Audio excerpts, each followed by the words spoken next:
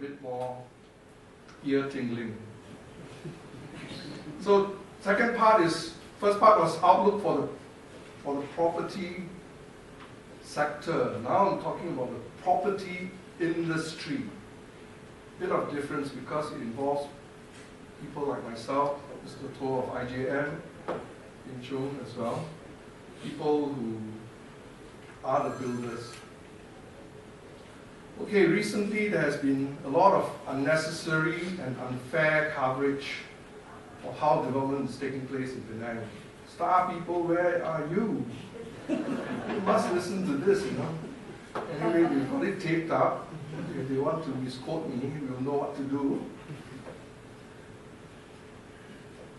There's been a lot of coverage of hill slope developments, special projects, you know, those above 250 feet, hill line, the affordability issues, etc.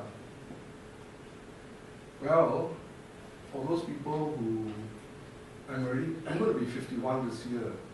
So I was born here, I studied here, I'm working here, I'm still carrying on in Penang. So we've been around a long time. So hill slope developments have been happening since the 60s, you know. There are some people who stay in Jesselton, I see them here, one in front, one at the back. I also stay in Jesselton. So Jesselton Heights was developed in the 60s. Was it hill slope? Of course it was hill slope, isn't it? Jesselton Heights, hill slope. Formerly part of it was a quarry, and the quarry face is still there. The houses are, you know, some quite a number of feet up the slope. You don't believe me, take a jog and bicycle up the Jesselton Road and you'll see that it's not flat, you know.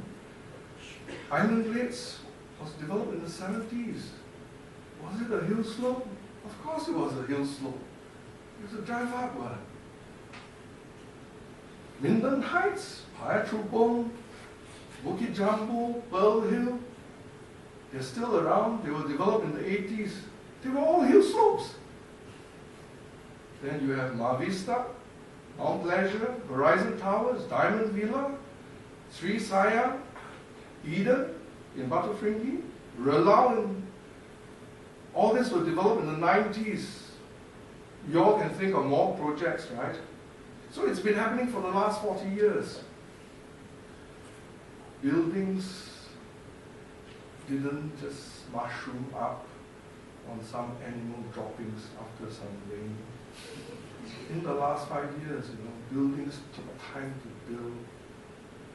You know, the amazing thing, those people who claim to love Penang so much, who are now working in the Klang Valley, who come back to Penang regularly, all of a sudden just realize there are a lot of high-rise buildings, or a lot of development on the hill slopes. I mean, come on, the last 40 years there's been building on hill slopes, you know. How come only when it's near elections, suddenly the hill slopes become very, very visible? I mean, be fair. You have an agenda, that's your problem. Don't pull the developers into the target practice. Okay, that's not right. So in the last 10 years, we've had development of the Vale of Tam, Chising Garden, Relau again, Sungai Ara. The hills are dying. The hills are crying. I thought the hills are alive with the sound of music.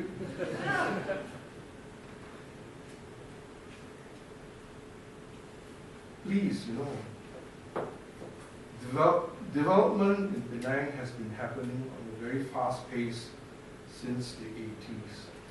All those patriotic Penangites who come back to Penang regularly, surely this mustn't have escaped their attention, isn't it? You come back, you see new buildings, you come back, you see new buildings, you fly in, you drive in. Development has been happening. Why only bring it up now? How convenient to talk about it when the elections are near. How unfortunate for developers to be caught in Well, I have to say this, if the Star feels so strongly about saving the hills and preserving nature, why the prolonged silence about Parkland Dam? An area that's bigger than Singapore, slashed, inundated. What about all those new dams planned for Sarawak? Why the silence? If you are green, be green all the way. If you are being passionate about the environment, be passionate consistently. Well, I say that concern has more credibility if, number one, the Star rejects advertisements from developers who have projects on hill slopes. You are putting your money where your mouth is to say that, yes, we have a stand, we are against hill slope developments. We will reject all advertisements from developers who build on hill slopes, not only in Penang, but all over Malaysia. And we will highlight all those hill slope issues in Cameron Highlands, in Bukit Tinggi, everywhere else. In yesterday's Star Metro, I saw a picture of a project. I was here last year as well, in Balik Pulau, on a hill slope. And guess who was in that picture?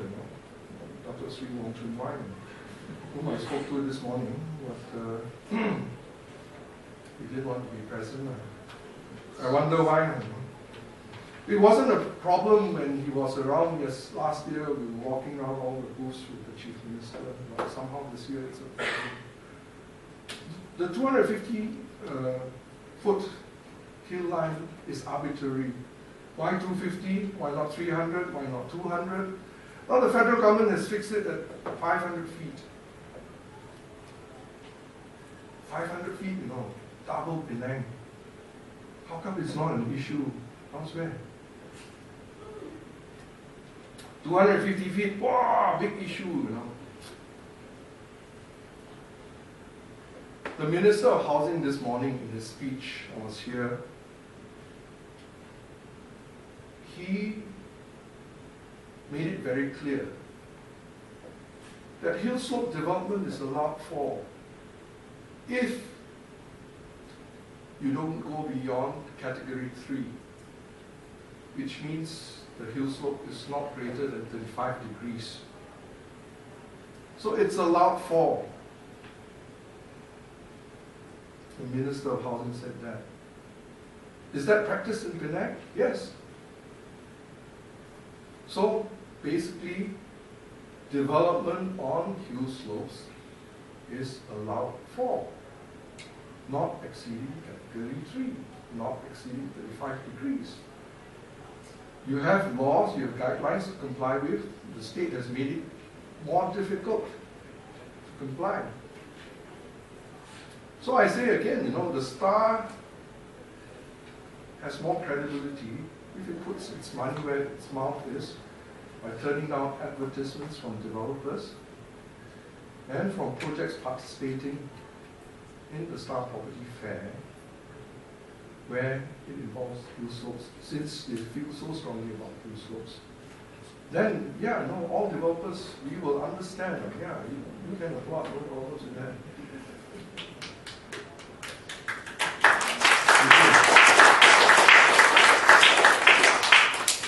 Then all developers will understand, okay, the Star's stand, that means, we will ride against hill slopes, and we will not take your advertisements when they involve hill slopes. Then we say, yes, I salute you. You really have a stand. You really practice what you preach. You walk the talk. Then we will know as developers what to do with our advertising, what to do with our promotions and property fairs. We will know what to do. As it stands, I will not be surprised that a lot of developers are rethinking participating in a property fair where they get bad press. You want our business, you want our money, but then at the same time you like to say bad things. So again, somebody writes, this feature writer from KL, she likes to write, CM is the darling of developers. She likes to label developers as a powerful lobby. I say it's a clear misrepresentation of facts. That writer spoke to me some time back. She has not spoken to me since. What I have to say didn't even get printed. But how did she say that, hey, your guys are powerful, you guys exert a lot of influence and all that? How do you arrive at that? I'm representing the Real Estate Housing Developers Association. You don't talk to me. And then you write things, putting words into, or putting a lot of insinuations, and you don't talk to the people who are actually in the industry. How do you say that developers get favorable treatment when squatters get more rights? And when squatters get more rights, the buyers pay for it. Elsewhere, other states, the landowner evicts the squatter, pays a few $1,000s in compensation, not required by law, but out of compassion. Over here in Penang, squatters get new houses, get new flats, get new apartments, and you all are paying for it. Because again, developers don't look like Santa Claus. I'm sorry, the costs get passed on. NGO groups who are not transparent about how many people they represent. You can make yourself as the Life on Mars Association, who you represent, what you stand for. You just make yourself to be an association. But NGO groups who are not transparent about how many people they represent, they claim to represent an area, a district. But I talked to some of these people, they said, I didn't even know that there was elections. I didn't even know that they had gatherings. They are representing us. I don't know who they are.